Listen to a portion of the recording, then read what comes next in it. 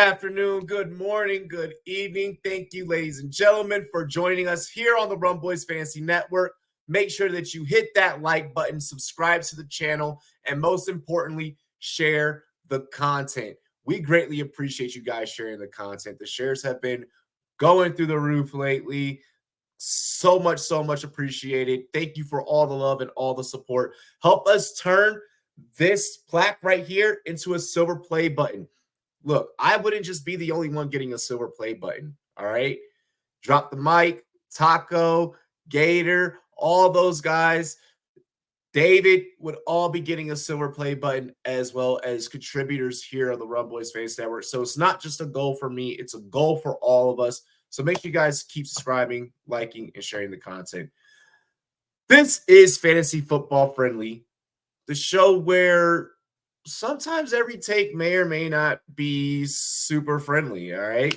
We go through, we take a look at each NFL offense, all the skill positions from a fantasy football perspective, and we, at the end, give you a grading on what this whole team looks like and what this team is going to shape up and ship out to be. Not only do we give you fantasy takes, but I look at it through just like a whole betting and NFL, X's and O's lens as well. This is very informational content we about to drop for y'all. I am rocking my GLD Get Like Me. Link is down below, shopgld.com. Big ups to the sponsor. Let's get into the show, ladies and gentlemen. You already know how this goes. We do begin with the quarterback position when breaking down these offenses. So we are going to begin with Aaron Rodgers. First, why should you draft Aaron Rodgers? All right. I understand he is coming off the Achilles tear. All right.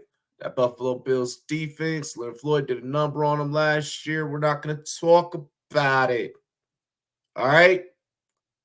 The reason why you should draft Aaron Rodgers is because, look, Aaron Rodgers' MVP years were during Nathaniel Hackett's tenure. And Nathaniel Hackett's the one that's calling the plays. Nathaniel Hackett is the leader, along with Aaron Rodgers, of this offense. He's calling the shots. Aaron Rodgers, MVP years, 2020 and 2021, 526 attempts. 2021, 531. He completed 272 in 2020, and in 2021, 366. The touchdown numbers, 48 and 37. Yes, there was a little bit of a dip off in 2022. Aaron Rodgers was still a serviceable quarterback in 2022 for fantasy football. All right, let's not do that. Let's not do that. All right, you want to bring up the 2022 numbers? What, his 90.1 QB rating in comparison to the 111.9 the previous year and the 121.5 the previous year before that? Look, 2022, there was a dip off. LaFleur took over. Nathaniel Hackett, not there no more. Shit happened, all right? 2023, stats were abysmal. He did nothing happened. He took one attempt, one sack. All right. Look, are you going to get MVP Hall of Fame type play out of Aaron Rodgers in 2024? Maybe not. Maybe not. Like, I'm going to be honest. Like, 40 years old, coming off of an Achilles, playing for the Jets. Last year was when all the magic was really there. Now, don't get me wrong. This roster, I feel, is improved and a lot better. You know, you had Tyron Smith on the line. You bring in a stud wide receiver, too, who we're going to talk about later on, and Mike Williams. There's justification as to why you would grab Aaron Rodgers. For me personally, it's just not my cup of tea. We're sipping coffee this morning. Cheers. It is not my cup of tea to have a 40-year-old quarterback on my roster. I play a lot of 2 QB, it would take Aaron Rodgers having to seriously fall for me in order to make the investment. But at that point, I mean, Aaron Rodgers, what? We're talking about he's what, a tier 4 quarterback. He's a tier 4 quarterback. So I could be getting Kirk Cousins around that range. I could be getting Baker Mayfield around that range. I could be preying on a Russell Wilson bounce back. You want to know the other quarterbacks that are in that tier? I would take a Geno Smith in that range. You want to know the other quarterbacks that are in that same tier? Daniel Jones, Will Levis, Gardner Minshew, Sam Darnold, Deshaun Watson, Derek Carr, Justin Herbert at the top of that tier. And we already know how I feel kind of about Justin Herbert being in a Greg Roman system. This is a Nathaniel Hackett system, so it is a little bit different. It is more passer friendly. Aaron Rodgers in 2 QB formats, when you're looking at your roster construction, could be a quarterback 2 at best with quarterback 1 upside, but I'm not banking on it. I'm not banking on it. I'm not. All right. So me personally, I'm out. But there's my reasons as to why you could or should be in on Aaron Rodgers. But then there's also my reasons as to why I'm out on Aaron Rodgers and why you should maybe also be out on Aaron Rodgers. Getting into the backfield, we got to talk about Breece Hall, ladies and gentlemen. Breece Hall was a stat machine last year. RB2, all right, to be exact. All right. He's back. He's going to be healthy this season. All right. He finished last season as RB6 in fantasy points per game with 299 touches, 1,585 total yards. Breece Hall, also 12th in opportunity share and 2nd in weighted opportunities. Check this out. Weeks 5 through 18, he averaged 20.2 touches and 102.5 total yards. It gets even better. All right. I just got done giving you reasons why and why not Aaron Rodgers. Let's say Aaron Rodgers fully healthy, right? We're going to look at the rest of this episode as if Aaron Rodgers is fully a go and fully healthy. One of the strengths that the New York Jets had last year and that made Breece Hall so fantasy football friendly for fantasy football managers last year was his effectiveness in the passing game, okay? And that was with Zach Wilson, all right, under center. That was with Zach Wilson, ladies and gentlemen. Basura Wilson, Disney Channel, all right, navigating the plays. He was great as he was great as a receiver, all right? First off, passing game out of the backfield, he led all running backs in targets, receiving yards, and receptions. Then they also line him up as a receiver, okay, and 3rd in yards per route ran and 4th in expected fantasy points per route run. Dual threat. PPR formats, I want Breece Hall. The way when it comes to just running backs alone, just looking at running backs, the way that the dominoes are likely going to fall in your fantasy football draft is either going to be CMC, Breece Hall, Bijan Robinson, or you could even see it be CMC, Bijan, Breece Hall. Breece Hall's not falling past RB2, RB3, all right? So you are going to have to pay up. I'm willing to pay up. If there's any piece I absolutely want you to get, it is definitely Breece Hall. But there's also more value on this fantasy football roster, all right? This team is going to win games, all right? You got my colleagues in the industry, whenever they're doing their power rankings, just purely looking at NFL power rankings, they're putting this team anywhere between 6 to 10. There's Super Bowl implications, which means that they're going to win games. Hey, NFL wins usually equates to fantasy points. So speaking of a guy that is really good at getting fantasy points, Garrett Wilson, wide receiver 8, Robbie, the touchdown numbers aren't impressive. Why should I draft Garrett Wilson? Oh my gosh.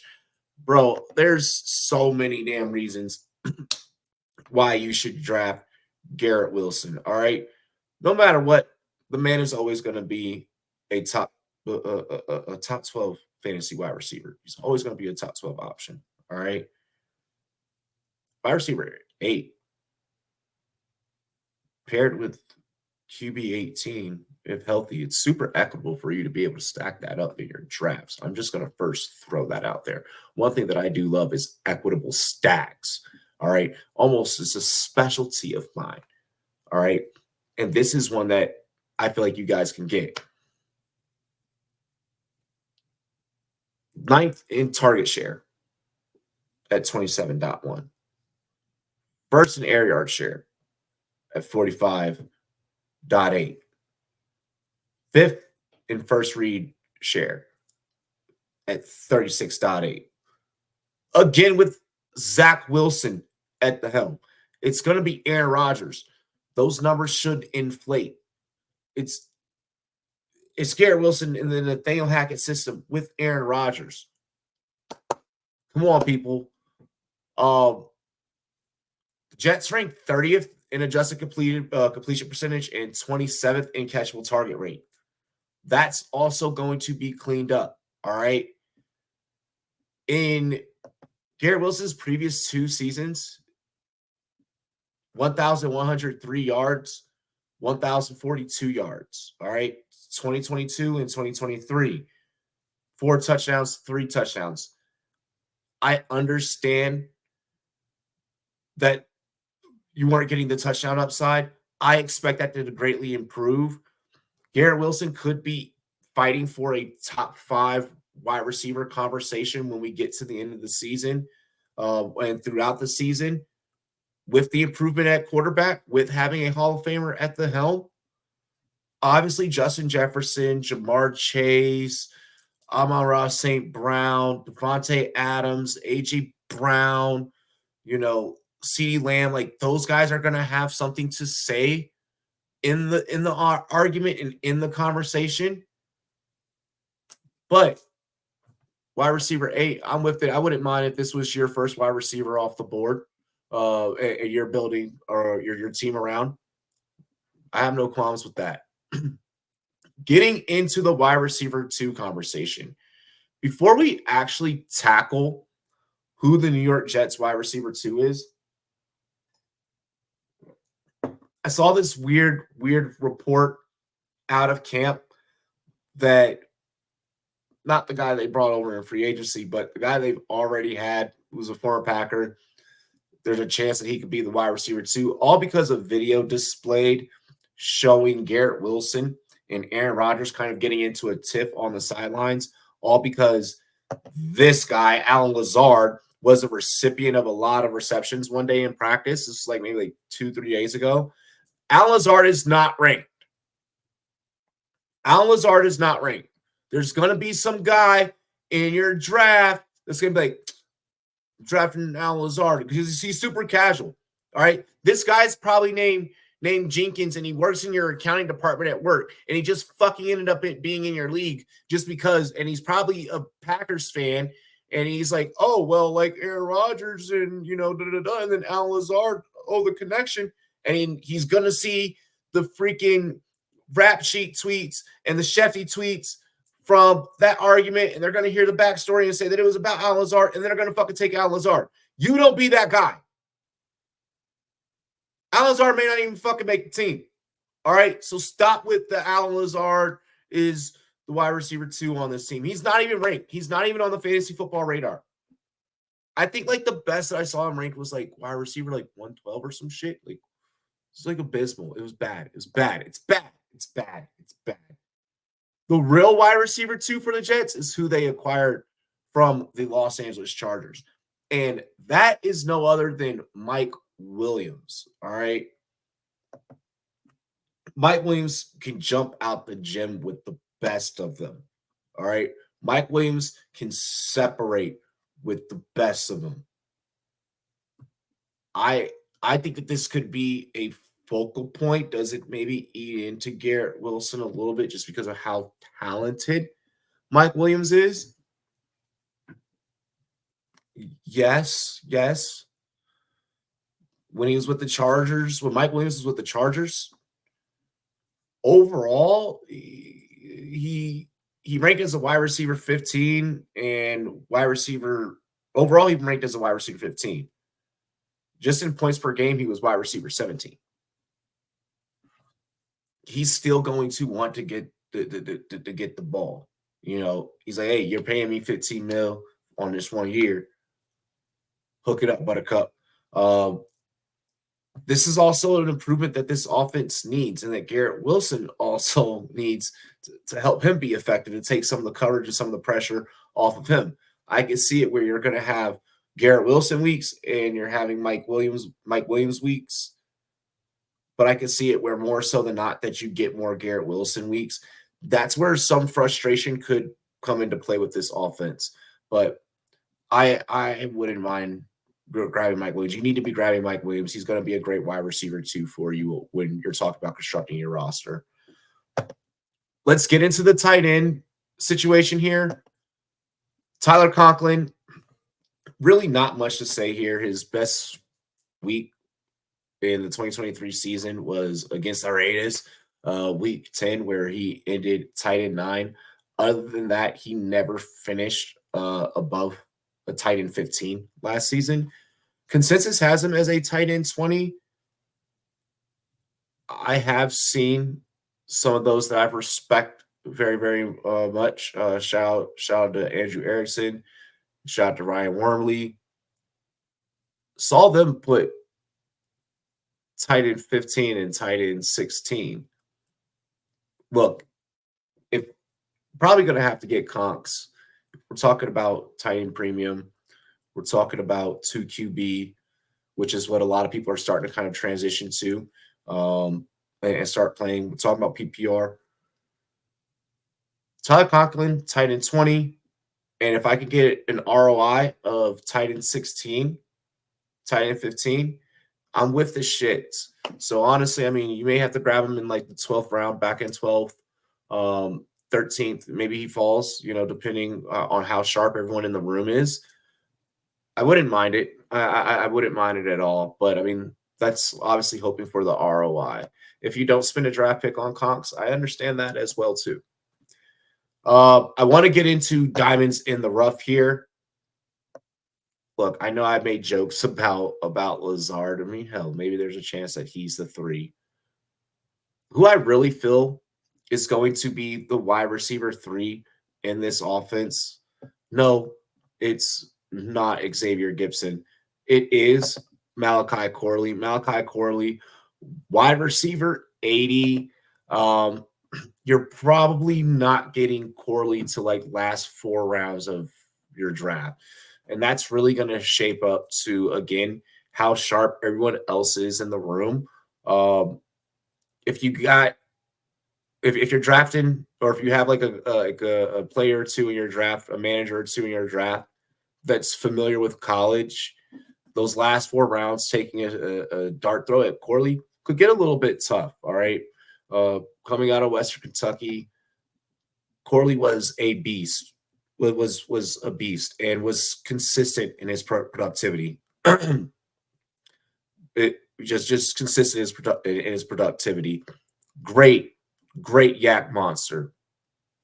The Jets could utilize that. This offense could utilize that. Yes, I understand. He's 5'11". He's 215. I get that. He's a little bit of a smaller type of guy, but that's also what makes him so efficient. Could his role be limited? Yes, but I wholeheartedly believe that he will be the 3. So I want you guys to watch list him. I want you guys to, you know, keep an eye on him.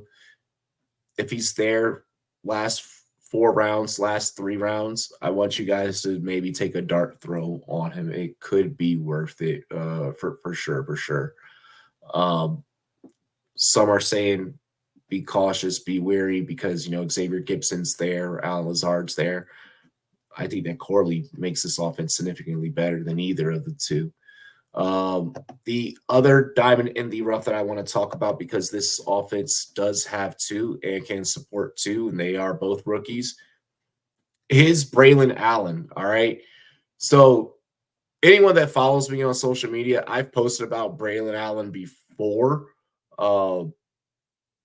dating back to even when he was in high school. All right. At 17 years old, this man was like, his workout routine was crazy. And I remember sitting back and I was like, yo, this kid is going to be an absolute monster. He gives me 6'1", 235. No, he's not like Derrick Henry, but like I feel like he's like Derrick Henry light, like diet Derrick Henry.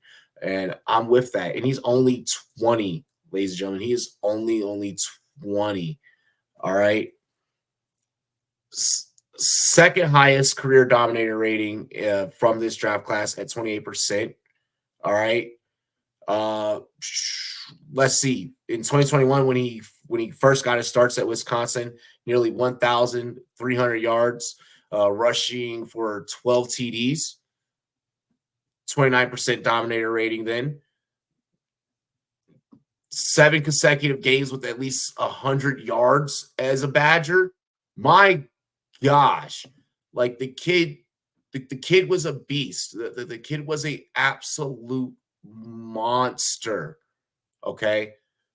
My concerns are that he is young. All right. The combine, he didn't run. All right. So we don't really have any of that to, go off of. His combine wasn't impressive. And I think that maybe affected his draft capital a little bit, making him go in the 4th round to the Jets. But I don't know. Like there's something with Braylon Allen that just makes me a fan. There's something about Braylon Allen that just makes me a fan. Another thing that I do want to throw caution to, let me go ahead and get this graph up. You guys saw me reference this before. Braylon Allen wasn't great against loaded box situations, averaging 4 yards per carry, around about 45% of the time. And that was his average, 4 yards per carry against loaded boxes. 45% he faced heavy box situations. So wasn't great in that category. Obviously, as he grows into his grown man strength, I feel like that'll change. Getting into the fantasy-friendly grade, how fantasy football friendly is this team? Honestly, when we look at roster construction, the multiple different ways that you can stack, and if Aaron Rodgers can stay healthy, we're going to stay glass half full on this. This team actually provides a lot of value. I like that I don't have to spend a high, first round, second round pick on a Aaron Rodgers at the quarterback position. I could just maybe, wait on that, and I could maybe go Breece Hall, out the first round. I mean, obviously, no. Given the pass catching capabilities of this backfield and of Breece Hall and Aaron Rodgers, Breece Hall stack wouldn't be too bad. So I wouldn't mind going like a Breece Hall and then later on, having an Aaron Rodgers fall to me. I wouldn't mind a Garrett Wilson because I missed out, getting Breece Hall. So it's like, fuck, I can't go running back in the first round.